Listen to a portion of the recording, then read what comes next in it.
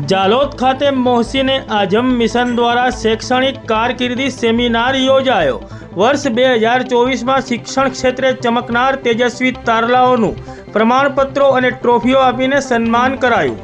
તારીખ 25 મે 2024 અને શનિવારના રોજ રાત્રિના 9 કલાકે જાલોદ તાલુકાના મુખ્ય મથક જાલોદ ખાતે તળાવ પર આવેલ મસ્જિદના મેદાનમાં મોહસીને આઝમ મિશન જાલોદ બ્રાન્ચ દ્વારા શૈક્ષણિક કારકિર્દી સેમિનાર યોજાયો, જેમાં વર્ષ 2024માં ધોરણ 10 અને ધોરણ 12માં શિક્ષણ ક્ષેત્રે સિદ્ધિઓ હાંસલ કરનાર વિદ્યાર્થીઓનું પ્રમાણપત્રો અને ટ્રોફીઓ આપીને સન્માન કરવામાં આવ્યું હતું।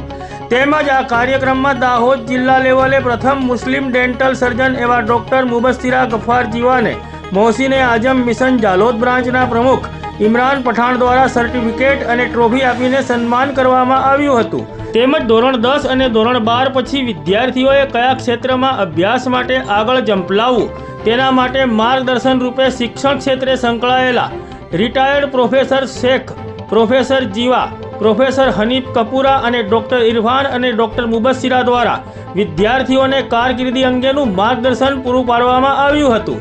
આ કાર્યક્રમમાં મોહસીને આઝમ મિશન જાલોદ બ્રાન્ચના તમામ સભ્યો હાજર રહ્યા હતા અને કાર્યક્રમને સફળ બનાવ્યો હતો। આ કાર્યક્રમમાં ધોરણ 12માં 90% સાથે પાસ થનાર પઠાણ અલવીરા શકીલ તેમજ 82% સાથે પાસ થનાર મકરાણી રાહીન રઈસ અને 81% સાથે ધોરણ 10માં પાસ થનાર ડોકીલા ઇનારા ઇદરીસ સહિત 28 જેટલા વિદ્યાર્થીઓ અને વિદ્યાર્થિનીઓને મોહસીને આઝમ મિશન દ્વારા પ્રમાણપત્રો અને ટ્રોફીઓ આપીને સન્માન કરવામાં આવ્યું હતું। આ કાર્યક્રમમાં શિક્ષણ ક્ષેત્રે સંકળાયેલા વિવિધ મહાનુભાવો ઉપસ્થિત રહ્યા હતા અને વિદ્યાર્થીઓ તેમજ વિદ્યાર્થીઓના વાલીઓ અને મોટી સંખ્યામાં जालोद नगरना नगरजनों उपस्थित रहा था। वक्त बहुत हो चुका है, मुख्तसर सी 2-4 बातें करनी है मेरे को। अब एजुकेशन की बात है, ये बच्चे सब पढ़ने वाले, आपको पूछना था इसमें से डॉक्टर किसको किसको बनना है? बच्चों डॉक्टर किसको किसको बनना है? हाथ ऊंचा करो अपना।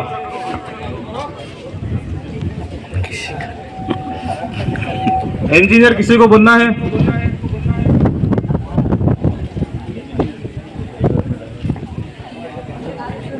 चलो अच्छा है, प्रोफेसर साहब की बातों का असर हुआ है। बहुत सारी बातें दोनों प्रोफेसर ने और अनिल साहब ने बहुत अच्छी अच्छी बातें की है और ये एक बार में नहीं होगा, ये बार बार अपनी आदतें अपने लोग ढीठ है। बरसों से हम सुनते आए, कितने साल हो गए, 100-200 साल हो गए, सफेद सीधी करे नमाज सही होगी, लेकिन आज तक अपनी सफेद बोलना ही पड़ता है, इमाम साहब को बोलना ही पड़ता है। तो हम इतने ढीठ है, यानी प्रोफेसर साहब बार बार तुम्हारे साथ सेमिनार करेंगे, गुफ्तगू करेंगे, तो ये जाके हम आगे कुछ बढ़ सकेंगे। अच्छा, ये बहुत अच्छी बात है कि आप लोग ने ये समझ ली कि सबको डॉक्टर या इंजीनियर नहीं बनना है। इसमें से आप लोग में बच्चों में बिरयानी किसको बनाना आती है? अरे जवाब दो, मैं आपसे बात कर रहा हूँ। नहीं आती है? अच्छा, बिरयानी खाई किसी ने? हाथ तो ऊंचा करो, हाथ ऊंचा करो। बिरयानी में क्या होता है, हम सिर्फ गोश्त डाल देंगे या घी डाल देंगे या चावल डाल देंगे तो बिरयानी बनेगी? नहीं बनेगी ना। बिरयानी सारे मसाले सारी चीजें चाहिए कि जब बिरयानी अच्छी बनेगी।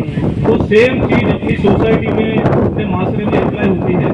हम लोग डॉक्टर या इंजीनियर को एजुकेशन समझते हैं, वो सिर्फ एजुकेशन नहीं है, हमारे को अच्छे टीचर्स चाहिए, अच्छे प्रोफेसर चाहिए, अच्छे वकील चाहिए, अच्छे पुलिस वाले चाहिए, क्योंकि सिर्फ डॉक्टर पैदा करेंगे तो डॉक्टर कमाएगा, उसकी गाड़ी खराब हो रही तो गाड़ी कौन रिपेयर करेगा? डॉक्टर के घर पे चोर आया तो चोर पकड़ने कौन जाएगा? यानी हमारे माशरे को बैलेंस करना है तो कैसे करेंगे? सिर्फ डॉक्टर और इंजीनियर से नहीं होगा। हमारी एक मानसिकता ऐसी बन चुकी है कि सिर्फ डॉक्टर या इंजीनियर ही एजुकेशन है, इसमें हम बच्चे का पूरा फ्यूचर बर्बाद कर देते हैं, न घर का न घाट का रह जाता है। तो बहुत सारी लाइन है, सर ने जो वोकेशनली जो इसके अंदर